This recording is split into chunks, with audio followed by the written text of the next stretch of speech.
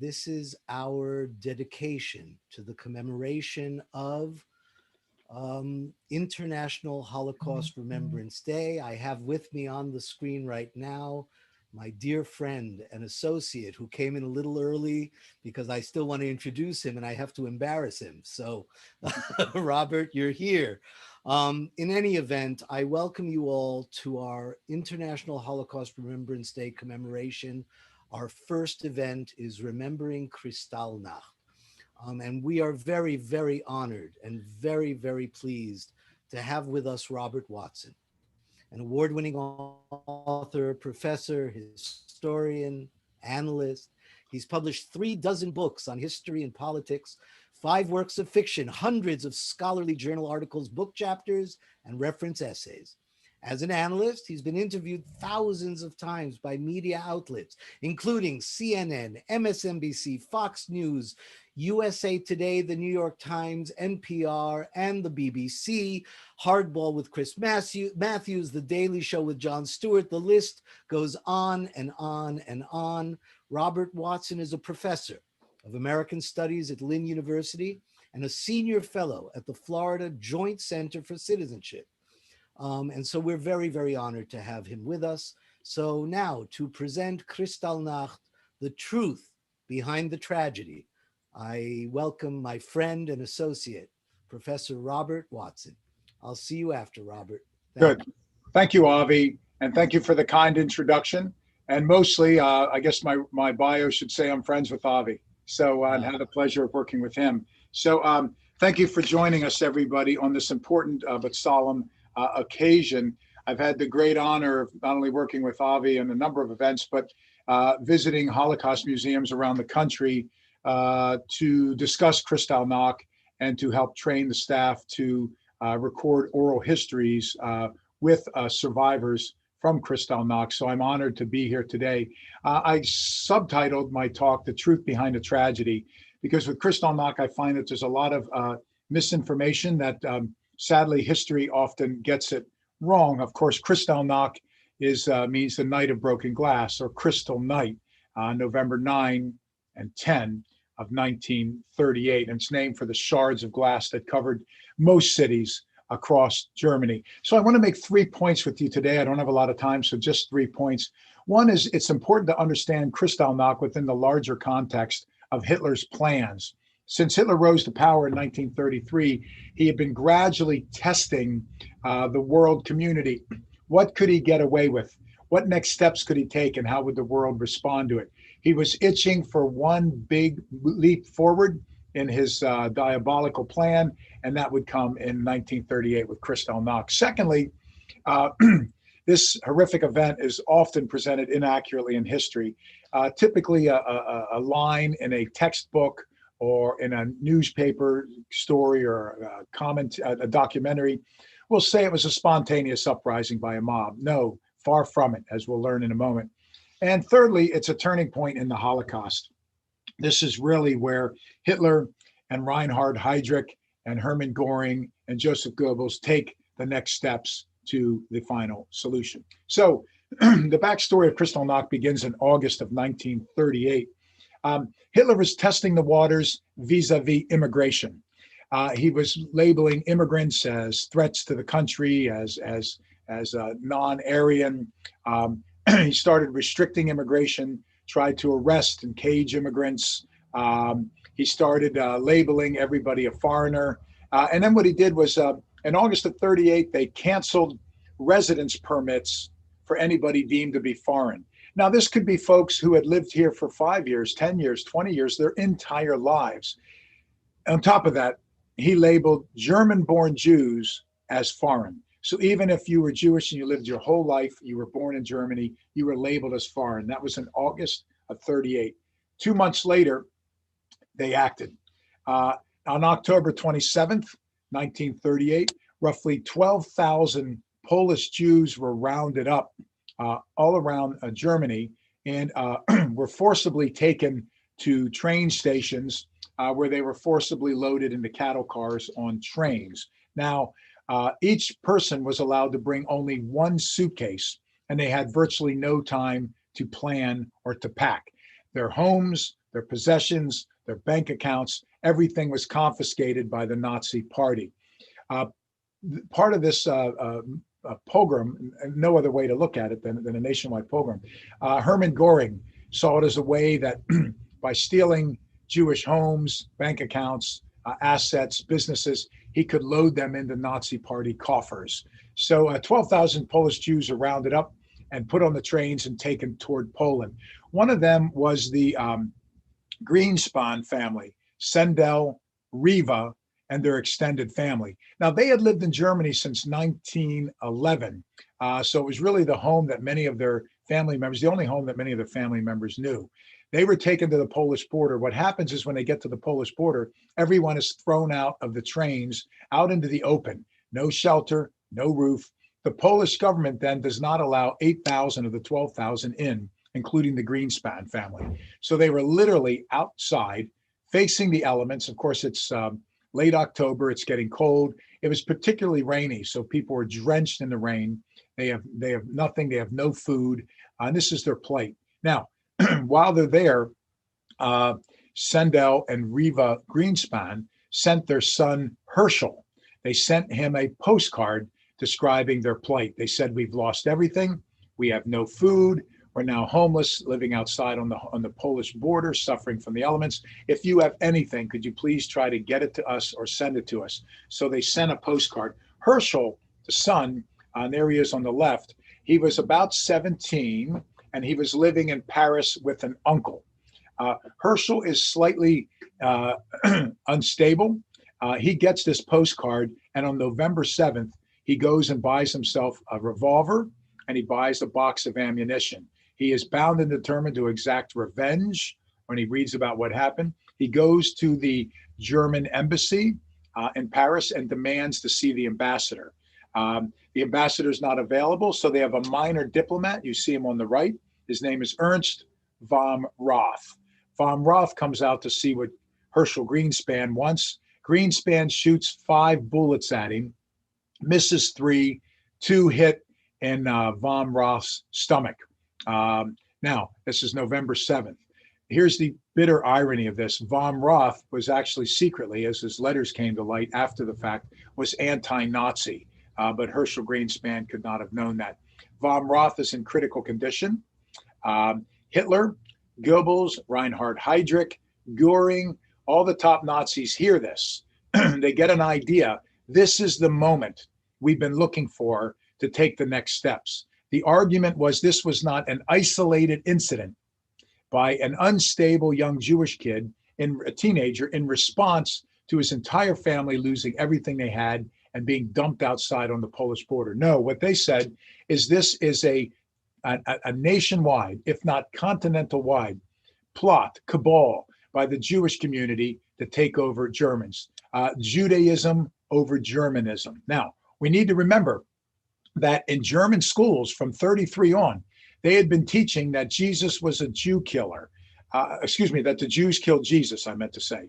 And it was not an isolated incident by Herod or some Roman centurions. It was a Jewish plot to try to put down Jesus and any threats. It was also being taught that the plague in the 1300s, which killed roughly 1 out of 3 across Europe, it was caused by Jews, and the purpose of it was to eliminate non-Jews to take over the world. This Zog, this Zionist-occupied government conspiracy, this QAnon nonsense.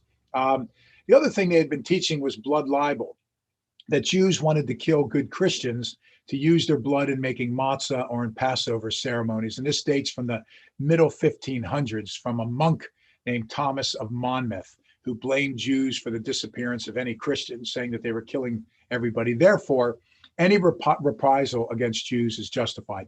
So having everybody been taught that in schools, hearing it on German state media, when Hitler heard of this incident, he said, that's it. We will say that Greenspan was part of a global cabal, a continental-wide cabal to kill Jews, to kill Germans, I'm sorry. So what happens is 2 days later, on November 9th, Ernst von Roth dies of his wounds. Hitler goes to the funeral. Now, the unlikely and tragic coincidence here is the day was the exact date of the 1923 uprising in the beer halls, which was a celebrated moment among those on the radical nationalistic far right. Hitler and his ilk, the Nazis, celebrated this as sort of the way Americans would celebrate, the shot heard round the world and, Lexington or Concord. So with that in the background, Hitler and the Nazis planned to have everybody take to the streets. It was not a spontaneous uprising. Joseph Goebbels, you're looking at on the left, who was the Minister of Propaganda and Public Enlightenment. Joseph Goebbels goes on the radio and announces that, Herschel Greenspan was part of a continental-wide Jewish conspiracy. They're going to attack the Germanic people. We need to rise up, and anything is justified. Reinhard Heydrich, that you're looking on the right, he was known as the Blonde Beast or the Butcher of Prague. He's one of Hitler's favorite generals. He's put in charge of the Czechoslovakia, which was so important because of the coal and natural resources to run the German war machine. He would end up being assassinated by resistance fighters from Britain, some Jewish resistance fighters, and some Czechs. The highest ranking person in the Nazi in the war to be assassinated. But he was one of Hitler's favorites. He then went to the beer halls where Germans are already drinking, are drunk, and are celebrating the 1923 event. And Goebbels and Heydrich told everybody to take to the streets and do your worst. So you can see it was planned. It was a pogrom. And Hitler had been waiting for the spark. And the killing of von Roth was the spark. Now, at that meeting on the 9th, Heinrich Himmler, who would be the head of the SS and Gestapo, and Hermann Goering, who was the head of the Luftwaffe, the German Air Force, they were actually against this pogrom of burning and destroying buildings. Why? Heinrich Himmler worried about the diplomatic impact.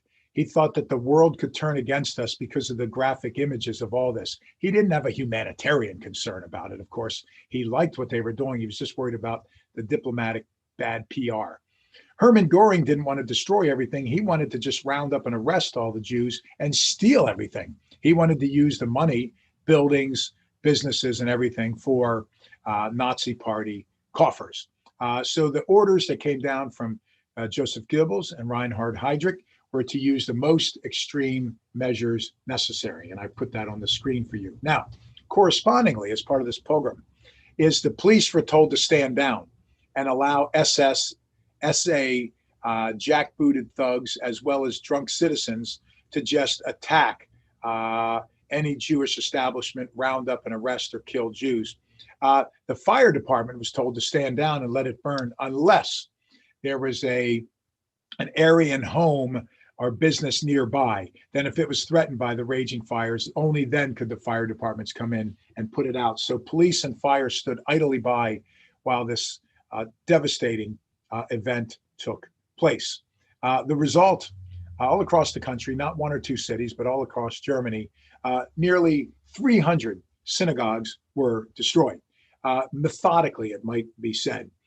Folks went inside, they gathered up scrolls, books, art, treasures, took them outside and piled them up in great funeral pyres, busted out the windows and set everything aflame. So nearly 300 synagogues. Nearly 7,000, it's estimated, Jewish homes, businesses, and schools were destroyed, burned, or looted during this. Tombstones were uprooted, graves were desecrated as skeletons were dug up and paraded around and strewn about the town or thrown into the fires. Ultimately, over 90, nearly 100, the numbers vary, but at least 91 Jews were killed in the Kristallnacht night. It started in the late afternoon of November 9th. It went all the way through the night into the wee hours of the morning on the 10th.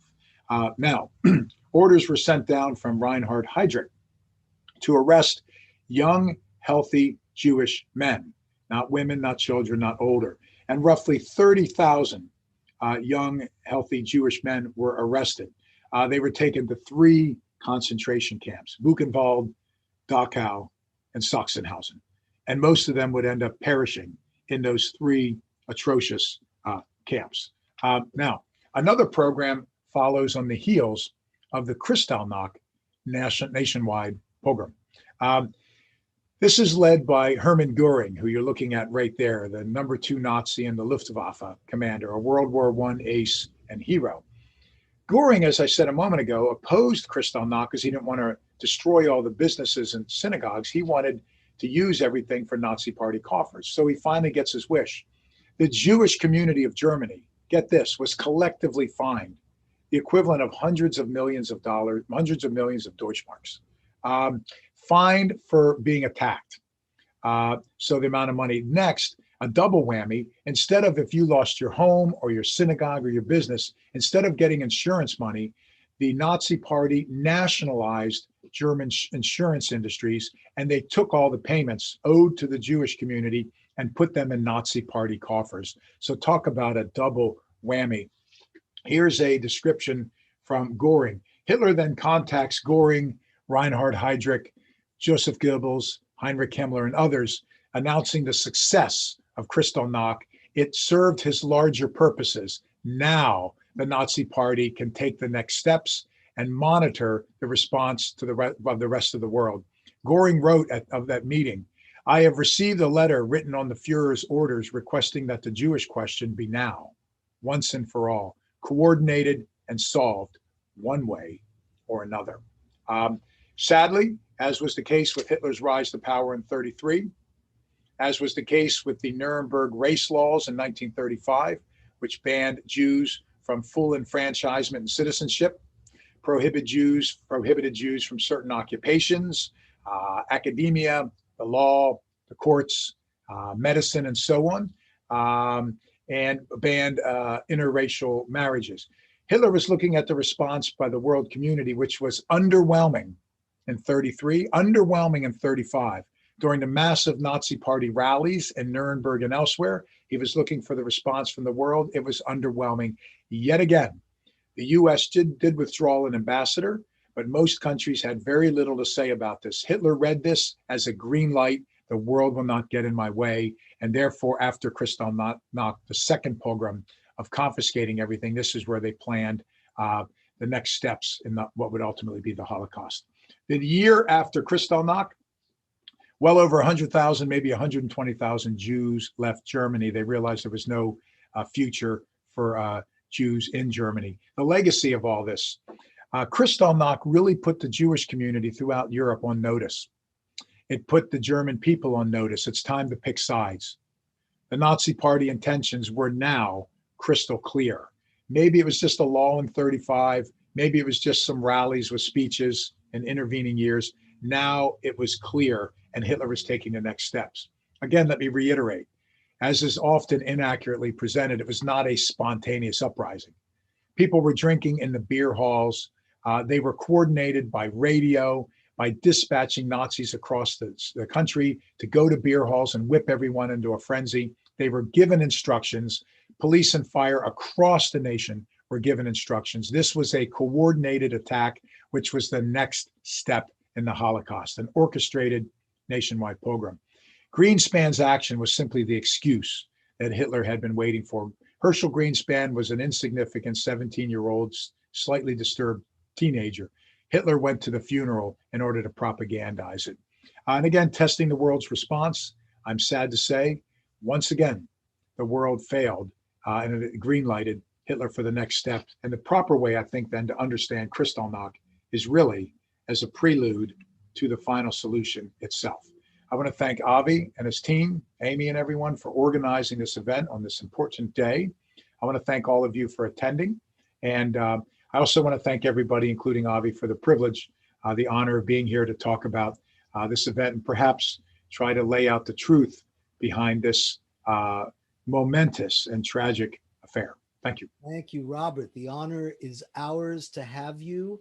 And I realize, and we only have a couple of minutes before we have to go to our wonderful program about the great artist, Marty Levin, who is trying to recreate all of these destroyed synagogues in model form. And it's an amazing program. But I think it's so important that we emphasize that as the population of Holocaust survivors continues to diminish, And those include my parents, my father, who's gone 20 years, my mother, she should live to 120. There are so many, but they are fewer and fewer from year to year. So it becomes our responsibility, and No so question. I think we have 1 minute Okay. about. Can you just speak to the relevance to Yeah. today and how do we learn from our history so we don't do it again? No question. Well, that's the first day of any history class. We seem to never learn the lessons of history, and therefore we're doomed to repeat the mistakes of it. And Avi, you're right for the words never forget and never again to have resonance. We need to remind every generation. We cannot assume that this generation coming of age today understands it. In fact, on college campuses, the boycott, divest, sanction movement, the Students for Justice in Palestine movement, it's alarming on campus. And when we're losing these survivors, it's our responsibility through programs like this, through folks like you, the next generation, to make sure they tell these stories. And I'll leave you with this. What's disturbing, and it should be a call to arms for all of us. Uh, the Brandeis Center, the Brennan Center, Southern Poverty Law Center, ADL, the FBI, every organization has documented in the last couple of years, there's Right. been an unprecedented spike in microaggressions, synagogue desecrations, and attacks on the Jewish community. In the last couple of 4 years, there's been a corresponding unprecedented spike in membership in KKK neo-Nazi groups. So who would have thought it? Here we are in 2021 taking a step backward. So that should be all the more reason for events like this and for all of us to work together. Okay, thank you, Robert. We Thank you. have to go. Ladies and gentlemen, whatever platform you're watching on, please, as soon as we finish, refresh and watch our wonderful program, Remembering Kristallnacht, all about the artist Marty Levin. Thank you, and I'll see you later for a 5 o'clock play reading and an 8 o'clock